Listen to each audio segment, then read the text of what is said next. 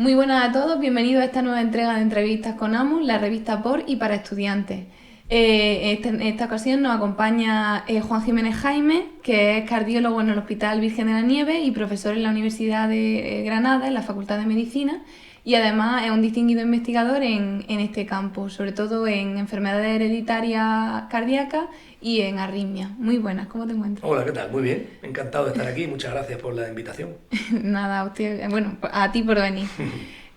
Antes de empezar a hablar del tema principal de la entrevista, que será un poco eso, la enfermedad hereditaria y tal, me gustaría preguntarte por qué decidiste hacerte médico y por qué cardiólogo. Bueno, es una pregunta muy interesante, ¿no? Realmente el médico se pregunta cosas y yo he sido una persona siempre muy inquieta, ¿no? De intentar descubrir el porqué de las cosas.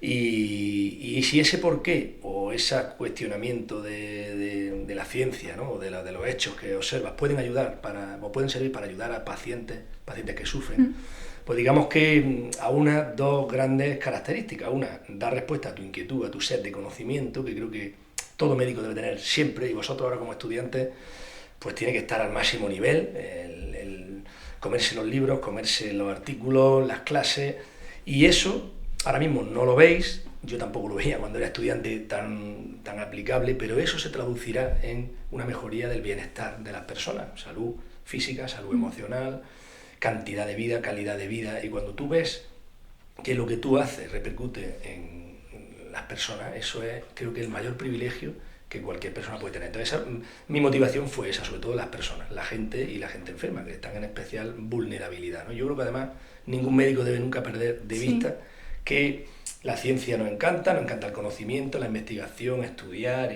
pero al final están los pacientes, ¿no? Y eso fue, la vocación humana fue lo fundamental. Pues es muy bonito, es Sí, muy bonito. cardiólogo. Bueno, tuve muchas dudas. Yo creo que cualquier médico sirve a los pacientes en cualquier especialidad. Desde incluso especialidades que aparentemente no puedan tener relación o no tengan relación directa con el paciente, como puedan ser las preclínicas o la radiología, que sí, que por supuesto tiene áreas, ¿no? O la ciencia más básica, anatomía patológica, también repercute directamente al paciente, a las ciencias más clínicas. Yo me decanté por la cardiología porque es una especialidad muy autosuficiente en el sentido de que nosotros somos los proveedores de nuestras propias técnicas y hemos desarrollado la terapia endovascular, la terapia o el diagnóstico por la imagen muy avanzado y tenemos una especialidad muy completa que nos autorresolvemos, digamos, los problemas. El infarto agudo, que llega, elevación de ST, oclusión de una arteria, arreglamos la arteria con una terapia endovascular y es todo como muy autónoma, una especialidad muy autónoma. Y por eso me decidí a hacer cardio. Luego, aparte, porque la ciencia cardiovascular me encanta, el corazón es un órgano fascinante y el conocimiento de la anatomía, la fisiología y lo que más me gusta, que es la electricidad o la arritmia cardíaca, pues me fascinó desde el principio. Entonces, ¿qué es lo que diría que le gusta más de su profesión? De mi profesión, los aspectos tanto humanos como científicos los pondría al mismo nivel, ¿no? Pero quizá la sensación que tienes cuando alivia o soluciona un problema de una persona. Quizá ese momento, ¿no? Cuando estamos con un paciente con un bloqueo auriculoventricular completo, que está en unos latidos muy bajos, con síncope, y pones un marcapaso y devuelve el ritmo a ese corazón, tienes una sensación de que has servido, ¿no? a una persona que está en una situación de indefensión, ¿no?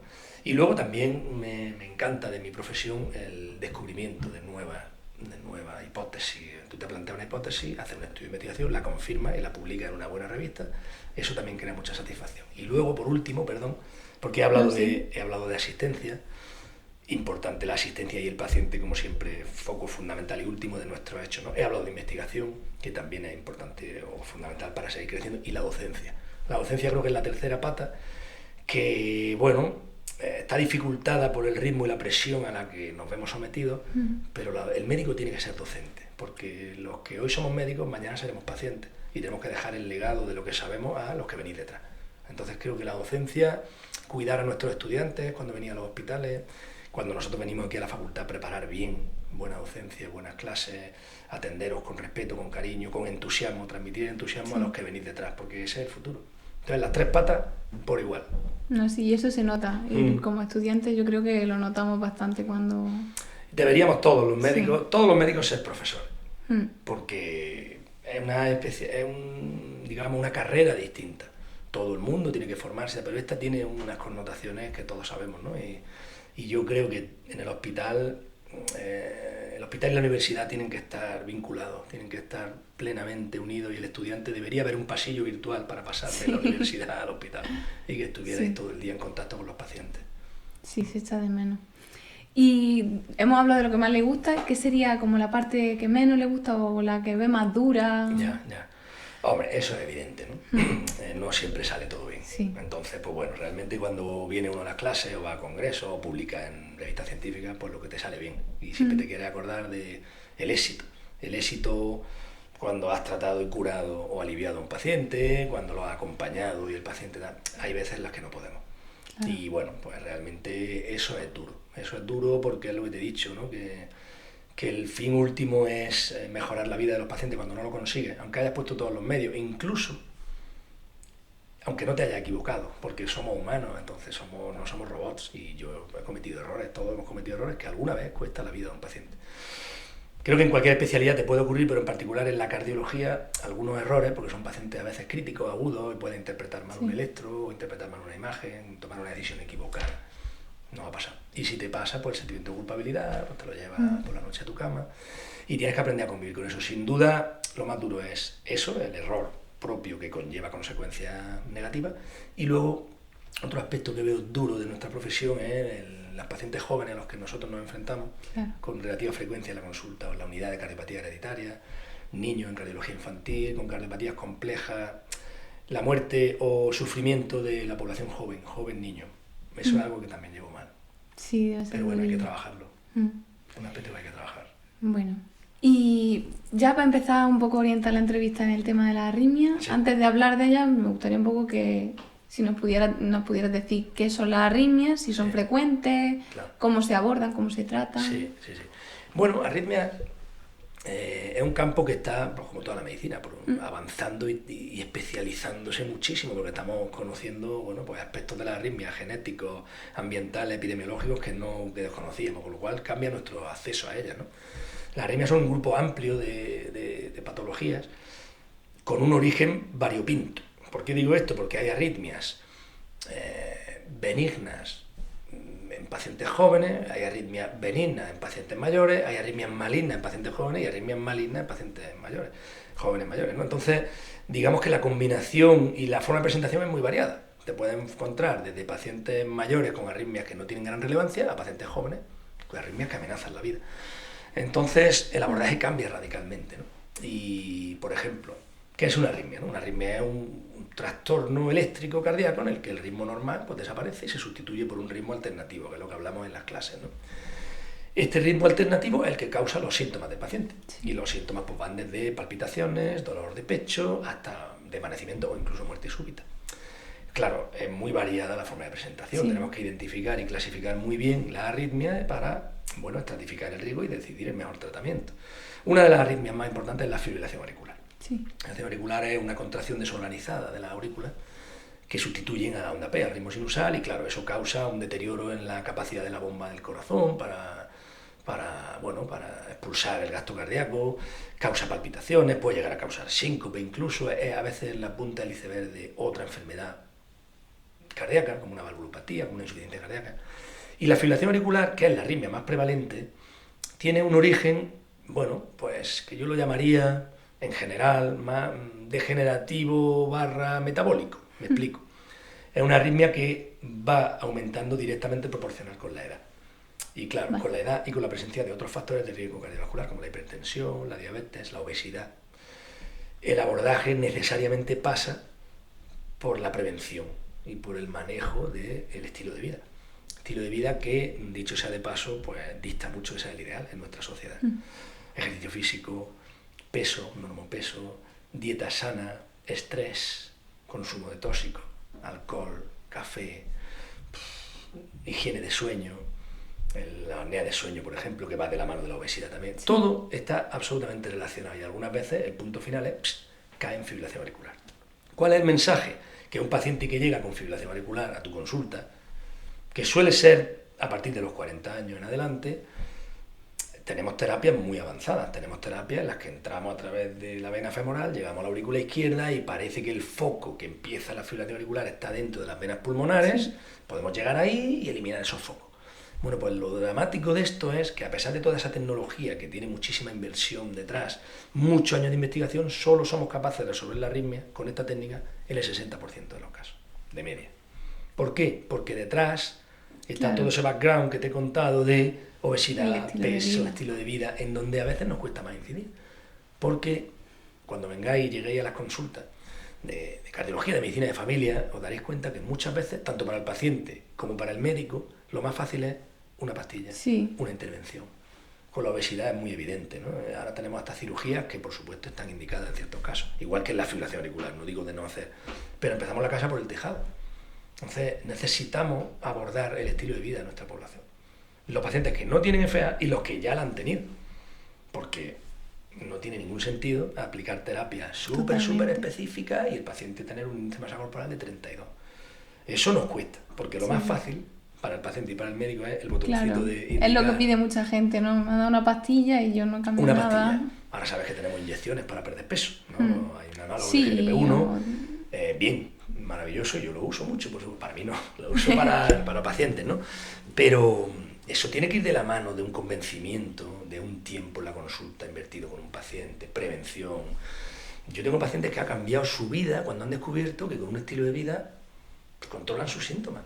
Pacientes con un IMC, un índice de masa corporal de 33, los ponen en 27, dieta sana y 3 días de ejercicio, magia, ha desaparecido la hipertensión. ¿Se acuerdan de tal? Pues hice lo que me dijo y tal, y la tensión que la tenía en 15-10, la tengo en 12-8 sin pastillas. Eso es verdad. Eso es verdad. Pero cuesta mucho más que dar una pastilla. Y eso es un mensaje súper importante. La prevención es lo primero. Y luego el tratamiento, claro. Pues entonces me gustaría un poco, como para hacer un resumen, lo que le querrías decir a población general de los consejos básicos para mantener una buena salud cardiovascular y a lo mejor algún mito que quiera desmentir o algo... Vale. Bueno, un mito interesante es el tema del deporte. El deporte es bueno, yo creo que eso lo sabemos, ¿no? Pero incluso el deporte de alta intensidad. Quizá el de super élite, el deporte de maratones, de extrema, de ultras, no. Pero un deporte intenso y prácticamente diario es bueno. Lo que hay que identificar es cuál es tu mejor actividad, ¿no? Pero en el deporte hay estudios a multiórgano.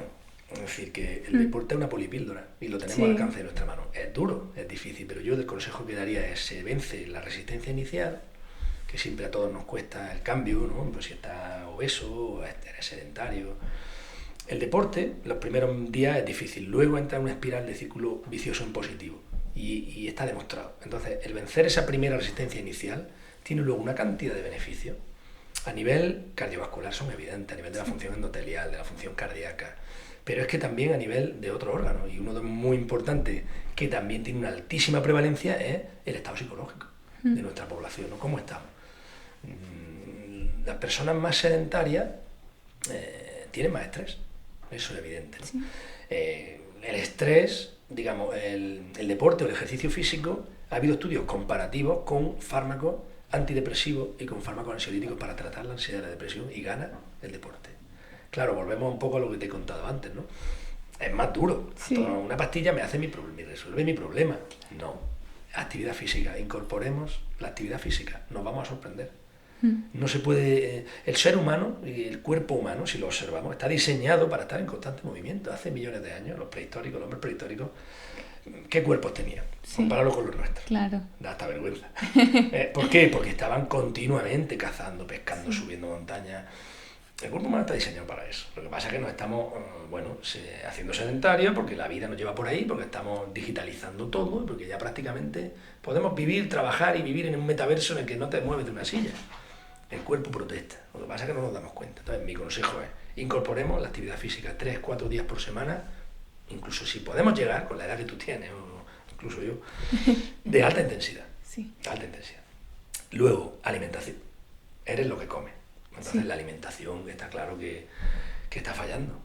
Tenemos que eliminar los procesados, tenemos que eliminar la grasa. Eliminar completamente no, se puede, pero ahí hay una cantidad de posibles acciones a mejorar en nuestra población impresionante. Los tóxicos. Bueno, pues seguimos después de ya más de, yo no sé cuánto, más de 50 años que surgieron los primeros estudios en los que el tabaco es malo, malísimo para el cáncer, enfermedad cardiovascular. Y se siguen observando unas tasas de tabaquismo que uno no se lo explica. el alcohol en cantidades, ¿no?, superiores a esa curva en J tan famosa, ¿no?, en la Sí. que un poquito sí, pero luego el peso. Yo creo que alimentación y ejercicio físico y tóxico. Sería una triada que está al alcance de cualquiera, no necesita un médico que te recete eso, ¿vale? Hay especialistas de actividad física, hay especialistas en nutrición, cuando uno ya necesita un poco más de guía, pero incorporémoslo sin necesidad de que nos guíen tanto, ¿no? Sería mi consejo. Vamos a prevenir enfermedades arrítmicas, FA, vamos a mejorar el control del riesgo cardiovascular, vamos a tener menos estrés y vamos a tener menos cáncer, que lo sabemos, ¿no? Alimentación, grasa, cáncer de colon, tabaquismo, cáncer de pulmón. Pues si lo tenemos al alcance de la mano. Claro.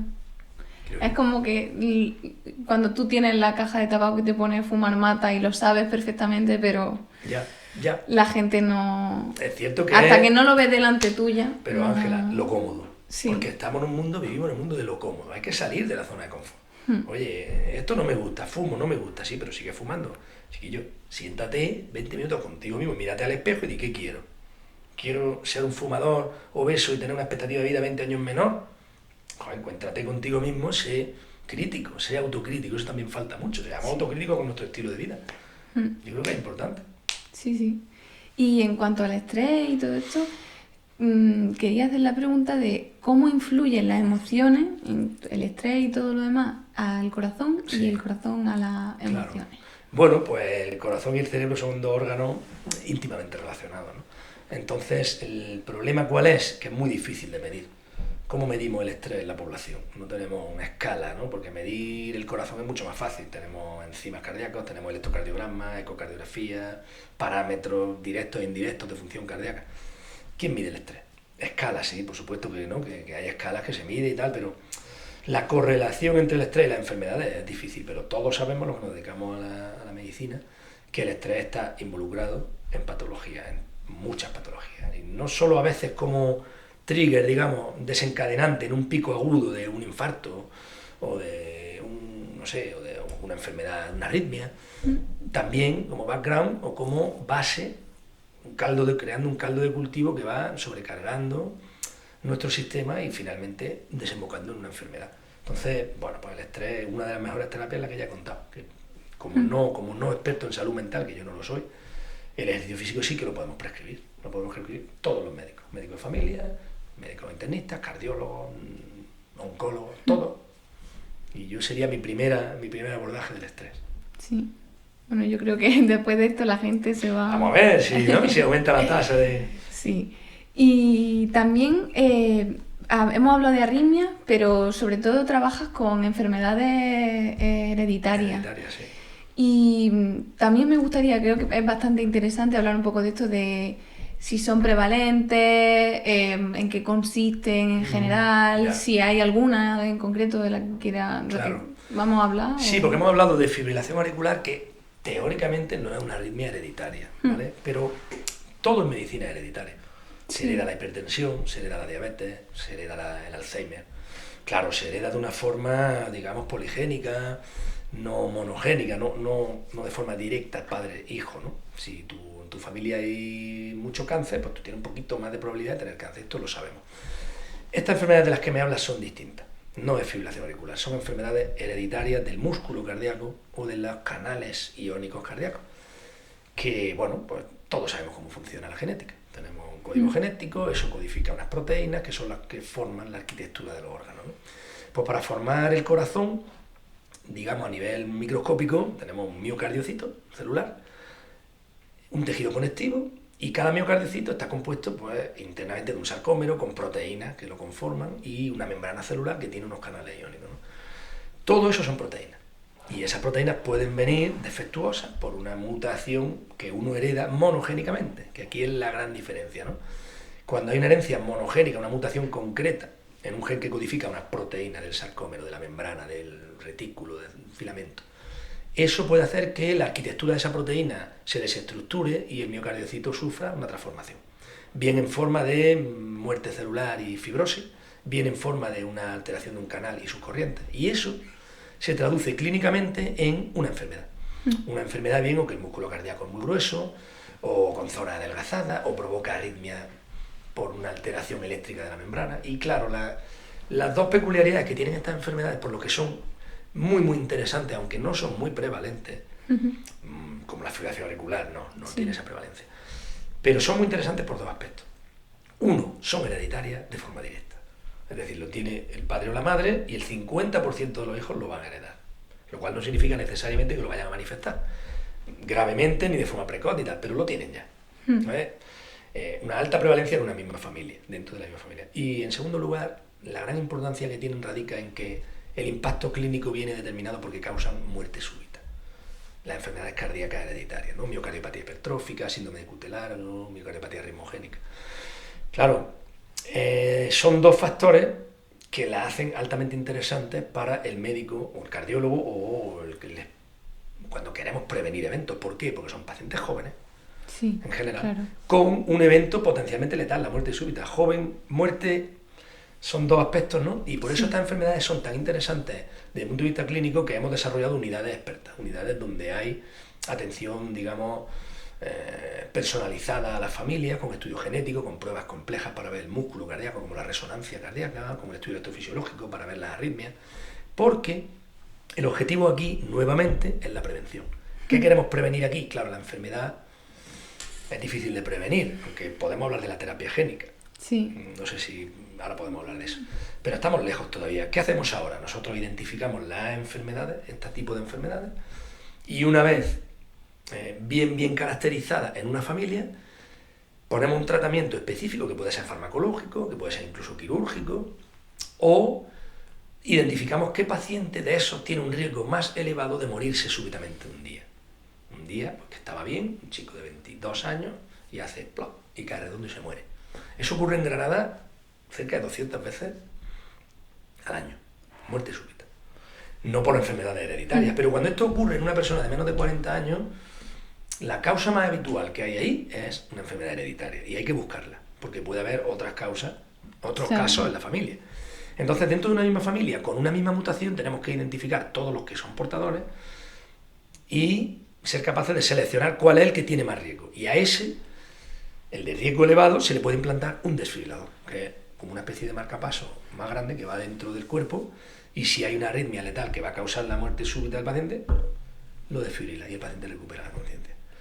Ahora, por ejemplo, hay un futbolista del Córdoba que tuvo un paro cardíaco en directo en un partido, además un buen amigo y compañero de Córdoba, el doctor Segura, lo atendió en directo porque él es socio del Córdoba, lo reanimó, estupendo, ¿no? El chico ha quedado muy bien, ha seguido jugando, y este fin de semana pues ha tenido un evento en directo en la que, bueno, pues pierde el conocimiento y el desfibrilador actúa y recupera la conciencia, ¿no? Ese es el paradigma de salvar una vida, la actuación directa del desfibrilador, ¿no? Pero hay otras muchas terapias. Y las enfermedades hereditarias, lo duro es que cuando el evento escapa a nuestro control o escapa a nuestra acción porque no hayamos implantado un desfibrilador o porque no se haya diagnosticado, pues ocasiona la muerte súbita, puede ocasionarla de un sujeto muy joven. Claro. Sí, en la entrevista que me comentaste que te hicieron, Sí. hablaste también de que incluso había encontrado que algunos estaban emparentados. Sí, y no lo sabían, entre ellos, sí, por un sí. caso de estos de muerte súbita. Efectivamente, tenemos varias familias, y bueno, algunas muy grandes, en las que nosotros hemos unido, vinculado familias que aparentemente no tenían ninguna relación a través de una mutación. Y bueno, pues eso nos enseña muchísimo, porque claro, cuanto más grande es la familia, pues más conclusiones podemos obtener, porque tú imagínate, el genoma es kilométrico, ¿no? Si lo pusieras todos los números uno detrás del otro, todos los nucleótidos, luego los aminoácidos, las mutaciones pueden ser infinitas. Claro. Muchísimas, y muchas no tenemos series, y a los médicos para tomar decisiones nos gusta tener mucha información. Oye, el que tiene esta mutación se muere seguro. Eso no es así. Luego influyen otras variables. ¿Y por qué no es así, además? Porque a lo mejor esa mutación que tú has encontrado en tu familia no existe, no está descrita en el mundo. Es la primera vez que te enfrentas a eso. ¿Qué consecuencias tiene eso a nivel microscópico celular y a nivel de arritmia? Desconocido. Entonces tenemos que trabajar con datos indirectos, ¿no? Pues bastante, no sé, un campo bastante amplio, bastante desconocido, muchas cosas. Supongo. Sí, nosotros hemos aprendido muchísimo de nuestros pacientes, de nuestras familias. Las familias además, pues imagínate, ¿no? Porque ellas son las primeras que están muy involucradas, porque les afecta a ellos y a sus hijos, y a sus padres y a sus hermanos. Entonces, claro, la motivación de ellos para ayudarnos a investigar es altísima. y nos ha enseñado pues una barbaridad. Hemos descubierto desde proteínas que no sabíamos que tuvieran ninguna relación con el corazón, a comportamientos en una misma familia variopintos en base al género, por ejemplo, varones que van peor con una proteína, con mutación en una proteína, chicas jóvenes que van peor con un subtipo de QT largo, tipo 2, por ejemplo, no sé, perfiles de expresión, ¿no? Y esto es un campo que está empezando a conocerse. Ya llevamos tiempo, por supuesto, pero con decirte lo que creo que antes hemos comentado, que con la fibrilación auricular, que a pesar de toda la investigación, todos los esfuerzos, el 60% de los pacientes que se someten a ablación son los que se curan, y tampoco se curan, pero bueno, la arritmia no recurre. Aquí tenemos unos porcentajes similares de éxito en el conocimiento de la base de la enfermedad. Te doy un ejemplo. En la miocardiopatía hipertrófica, que es una enfermedad la más prevalente de este grupo, 1 en 500, me preguntabas por prevalencia, esta es la más frecuente, pero el resto, sí, 1 en 3.000, 1 en 5.000, o sea, no son enfermedades comunes. Cuando analizamos las proteínas o los genes que codifican proteínas que sabemos que son los que están descritos asociados a esta enfermedad, los porcentajes de positividad de que hallemos la causa varían desde el 20% en síndrome de Brugada, que es otra una de estas enfermedades, que es la más desconocida probablemente, porque claro, el 20% encontramos la mutación. ¿Qué pasa con el otro 80%? No sabemos. ¿Dónde está? Los pacientes te preguntan, pues no lo sabemos, pero no lo sé yo y no lo sabe nadie en este planeta. ¿Dónde está? Pues ahí tenemos una complejidad a nivel genético, proteómico y que vete a saber, ¿no? Sí. Y en la miocardiopatía hipertrófica, que tenemos 1 en 500, la mitad de los pacientes a los que secuenciamos todas esas proteínas que conocemos del sarcómero, la mitad siguen negativos. Y tienes varios casos en la familia. ¿Dónde está esto?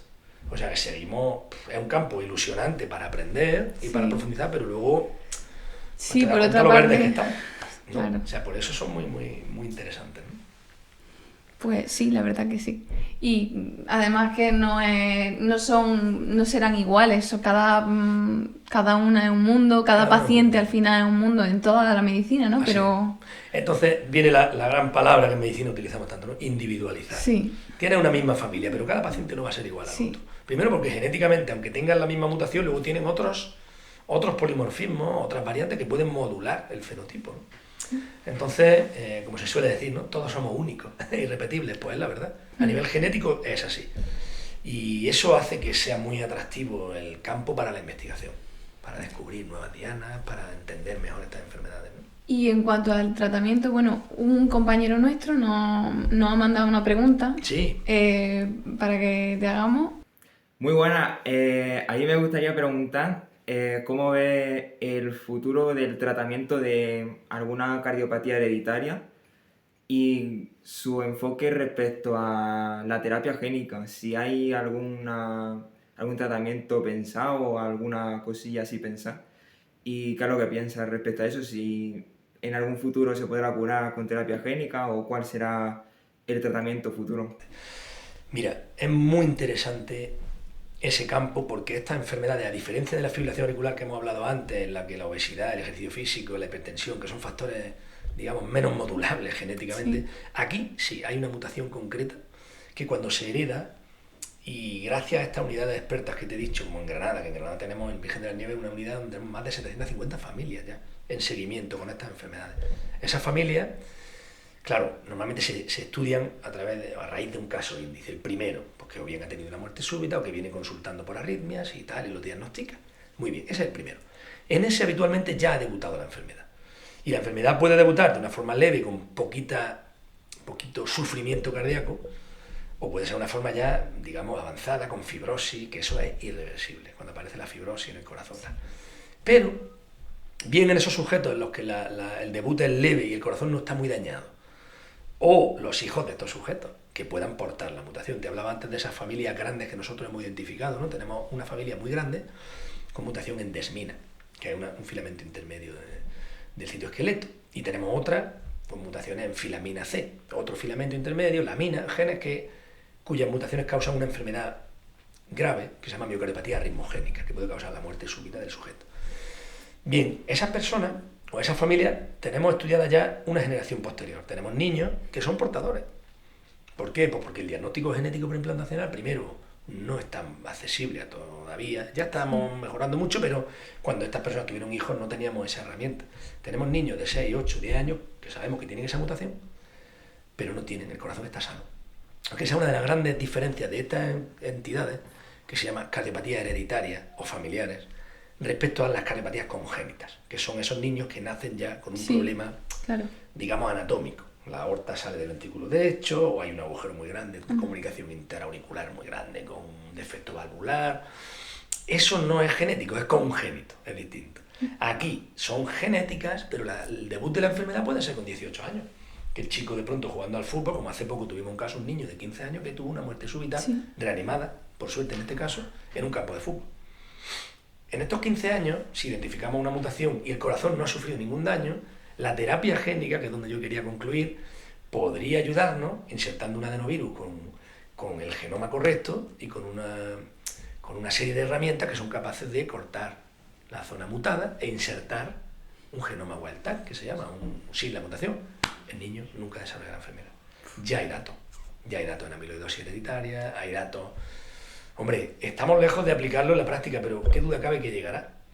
Imagínate estos niños nuestros, que tienen 6, 8 años, y dentro de 5 años podemos ofrecerle una inyección, un tratamiento, que no tenga efectos secundarios y que pueda reemplazar su genoma mutado por un genoma wild type, un genoma normal.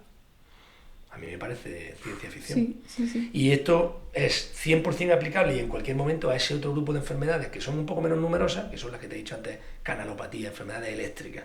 Porque es así que nunca, el síndrome de Brugada, el cutis largo, bueno, nunca es una palabra que... Pero no suelen afectar a la estructura, no causan fibrosis. Ni llega un momento en el que el corazón, pues bueno, es como una especie de masa fibrótica. Eso no tiene solución con terapia génica, ha llegado tarde. Pero... si identificamos precozmente las miocardiopatías o en cualquier momento las canalopatías que nunca harán fibrosis, la terapia génica puede ser la solución. Sí. Claro.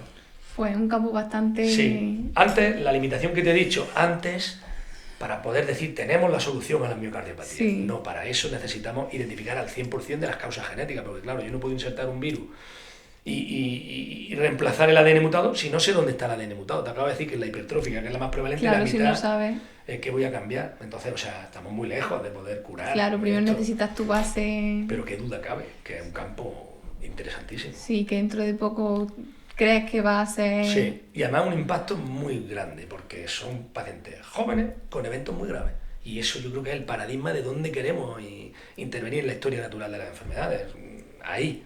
Sí. La FA, pues no, la terapia génica, bueno, no puedo decir no, pero no, la FA va a avanzar mucho por la prevención, y luego también es posible que se identifiquen en su día predictores genéticos, más que de causa monogénica, predictores, polimorfismos que predispongan y que tú eso algún día lo puedas modular, pero eso sí que estamos súper lejísimos.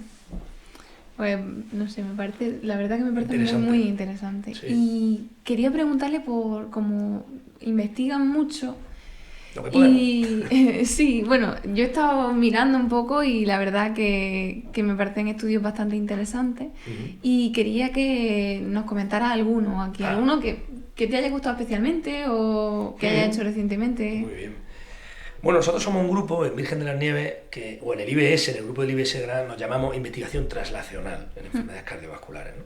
¿Qué significa esto? Significa ir de la ciencia básica a la clínica. Nosotros somos clínicos, vemos pacientes, intervenimos pacientes. Pero ahí surge la idea. Las ideas vienen de la observación clínica, cuando tú estás viendo un problema no resuelto. Y nosotros, ese problema, que en mi caso particular ha sido con el grupo de cardiopatía hereditaria y arritmia, ¿no? Pero que puedes extenderlo dentro de la cardiología al grupo de arteriosclerosis, a la imagen cardíaca. Ves un problema no resuelto y te plantea una hipótesis. Nosotros esa hipótesis se la trasladamos a nuestros colegas de investigación básica, fisiólogos, electrofisiólogos celulares. Oye, tengo esta enfermedad y no entiendo bien el origen y tal. Vamos a construir modelos celulares. Hemos extraído células grasas de pacientes con mi colega Salvador Arias, que parte de un grupo multidisciplinar donde estudiamos los mecanismos de las arritmias en células del propio paciente, que las derivamos a células, digamos, totipotenciales, ¿no? Células mesenquimales e incluso a miocardiocitos. Y entonces estudiamos los comportamientos de la arritmia, el potencial de acción en células de los propios pacientes. Síndrome de cutis largo, síndrome de, miocardiopatía ritmogénica. Hemos hecho eso en algunas enfermedades, ¿no? Por hablarte de alguna reciente, ¿no? Yo creo que la construcción de un modelo animal, o murino, o porcino, o celular, de enfermedad creo que nos da una herramienta para acercarnos a la enfermedad de otra forma, ¿no? Porque en el humano podemos hacer mucha investigación clínica, que es súper interesante, pero eso es un plus porque podemos hacer cantidad de experimentos que no puede hacer el humano. Y recientemente, bueno, pues los mecanismos de las arritmias, de ciertas arritmias, como la parada cardíaca. La parada cardíaca en fibrilación ventricular, que es una arritmia ventricular polimórfica, no es bien conocida cómo empieza, ¿no?